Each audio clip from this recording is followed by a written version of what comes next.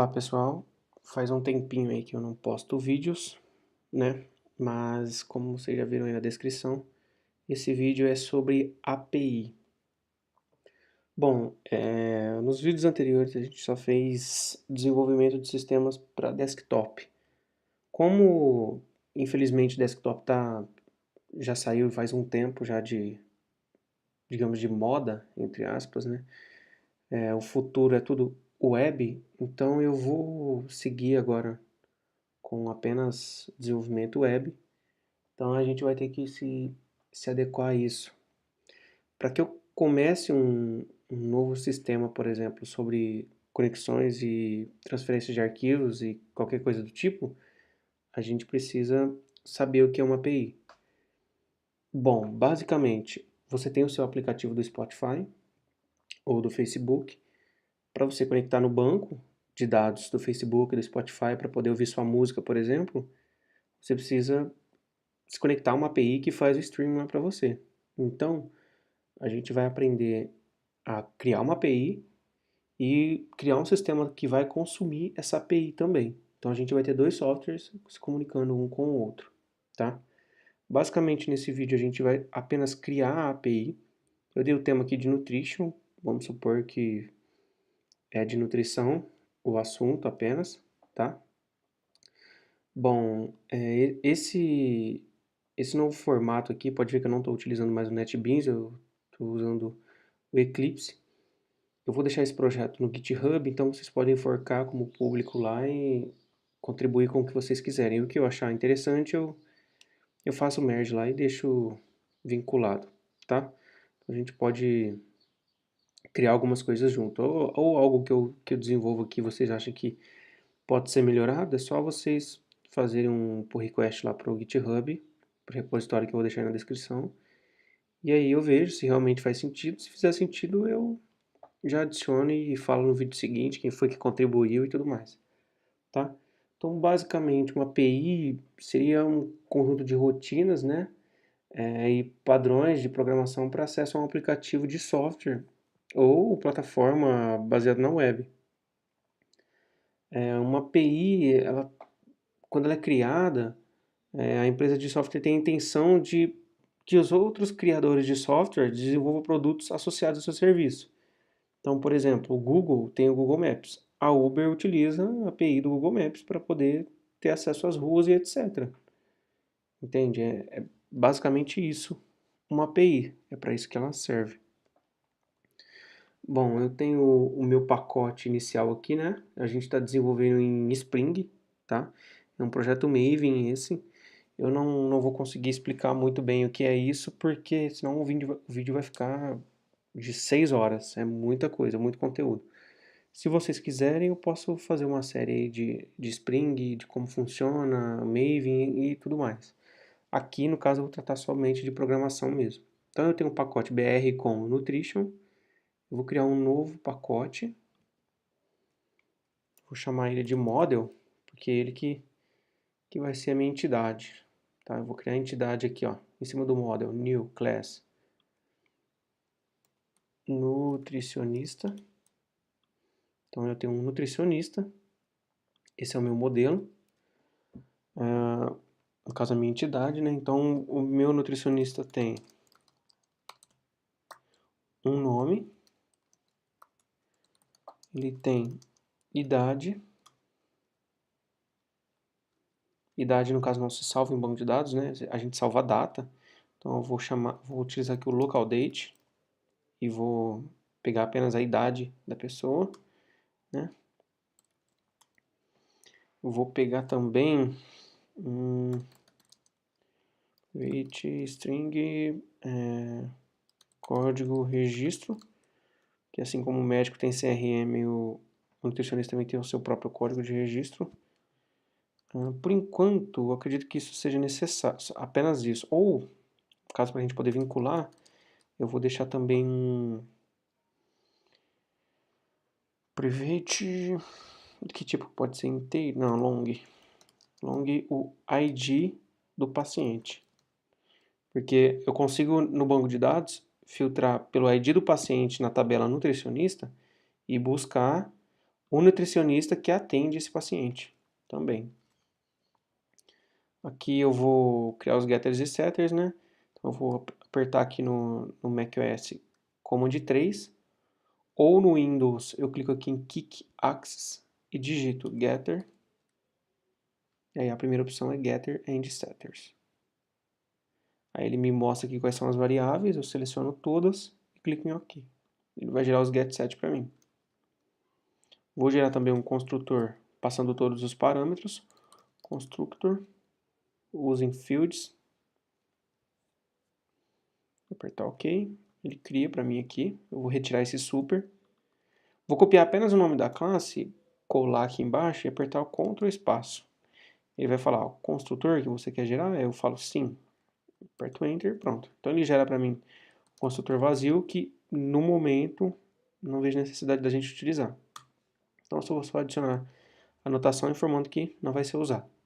Mas beleza, a gente já tem aqui nosso modelo.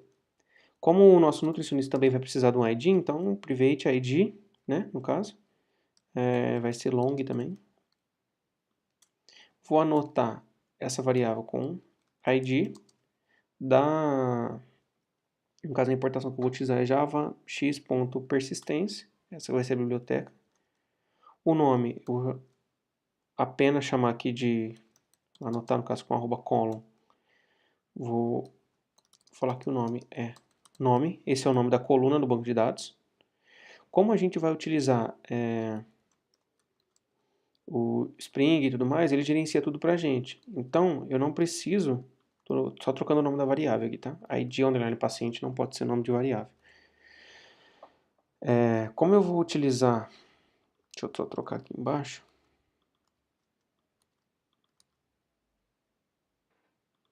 Beleza. Como a gente vai utilizar o Spring, então ele gerencia pra gente. O arroba ID é para ele saber que é o identificador único dessa entidade nutricionista. O arroba column não é necessário para a variável nome, porque ele já pega automático esse nome aqui, ele já pega automático o nome da variável. Então eu quero que a coluna se chame nome, quero que ela se chame idade, mas aqui embaixo, no código registro, o banco de dados eu não quero que fique assim. Então eu vou anotar com arroba column, escrever name aqui dentro e falar, eu quero que o nome dessa coluna se chama código registro, underline registro. Então apenas essas colunas aqui que o banco vai ser alterado e vai olhar para mim e falar, realmente, vamos criar então para você a coluna código underline registro. Então essa daqui também eu vou anotar com a mesma coisa, só que no caso underline paciente, ID underline paciente. Então esses daqui são os atributos da minha tabela nutricionista. Vou anotar com arroba table ou com arroba entity. Ele já sabe para mim que essa aqui é a minha entidade, nutricionista. Só que eu quero que ele atribua um nome minúsculo, né? Então nutricionista. Tá? Então essa vai ser a minha tabela nutricionista e esses vão ser as nossas colunas, né? No caso. Para a gente poder ter vínculo aqui dentro do software, a gente tem que ter os getters e setters para a gente poder buscar no banco, alterar alguma coisa e depois salvar de novo a mesma entidade, tá? Para a gente poder ter acesso ao banco de dados, a gente precisa ter um outro pacote aqui chamado repositor. Repositor. O meu pacote repositor, eu vou ter uma interface chamada nutricionista repositor. Certo. Essa parte aqui para a gente poder criar os métodos para ir para o banco de dados vai ficar para a próxima aula, tá? Mas não tem problema. Por enquanto a gente vai deixar assim, ok? Quando eu for utilizar a minha API tem que retornar para mim os dados do banco de dados, certo? Então, por exemplo, eu estou com um aplicativo, um outro software, e eu quero pegar apenas, por exemplo, para exibir na tela, o ID do paciente. Então eu quero buscar só o ID do paciente. Então eu tenho que ter um model também, só que no caso JSON, né? Então esse aqui deveria ser datasource.model, né? Datasource.model. Pronto. Porque aqui é somente do banco. E depois eu vou ter um outro aqui, pacote .resource.model. Então eu vou ter o modelo resource, que vai ser o JSON, que vai retornar na minha API. Então na minha API, quando eu quiser exibir os nutricionistas na tela do software, eu utilizo a API passando o ID do paciente para eu retornar somente um nutricionista. Vamos supor que ele só é atendido por um nutricionista. Então eu vou passar o ID do paciente na minha API, na URL da API, e vou conseguir buscar apenas esse nutricionista aqui. Buscando somente esse nutricionista, eu tenho que retornar ele não como entidade, eu vou ter que retornar ele como o JSON. Então, vou criar uma nova classe, nutricionista resource. Então, o nome é nutricionista resource. Eu vou ter apenas no JSON o nome,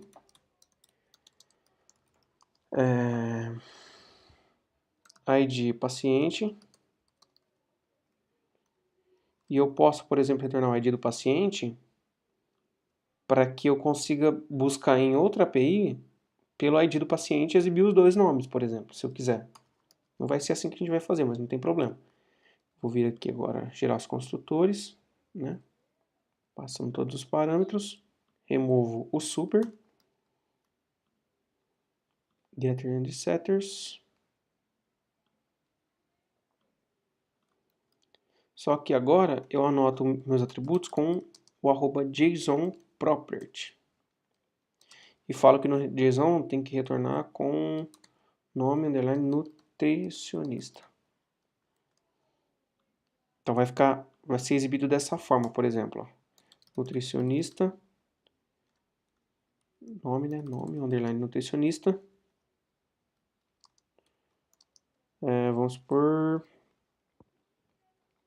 Murilo mesmo, meu nome. Então esse vai ser o retorno do JSON se eu buscar um paciente com o ID 1, por exemplo. Aí retorna embaixo também o ID paciente, o ID 1, por exemplo. E aí a API tem acesso a qual é o nosso nutricionista. Em vez do software, o próximo software ter acesso ao meu banco de dados, para ele buscar o que ele quer, pela API ele consegue essas informações. Então, anotar a segunda variável, ID underline paciente, certo? Como agora a gente já tem o nosso model do resource, o nosso model do data source, né?